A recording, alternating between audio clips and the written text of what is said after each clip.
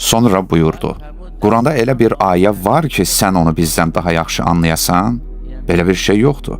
Yoxsa sənin özəl bir xüsusiyyətin var ki, atandan irs apara bilirsən, biz isə yox.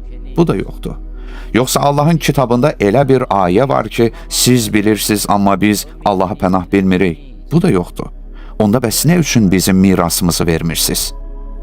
O son an ki, artıq vəziyyət son mərhələyə çatdı və xütbədə ən ağrı acılı cümləni söylədi, budur.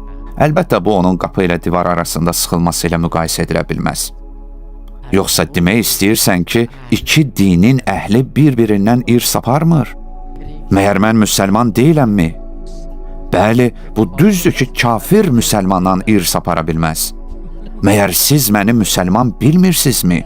Bu daha pisdir, yoxsa qapı ilə divar arasında sıxılma? Bu daha pisdir, yoxsa sillə vurmaq?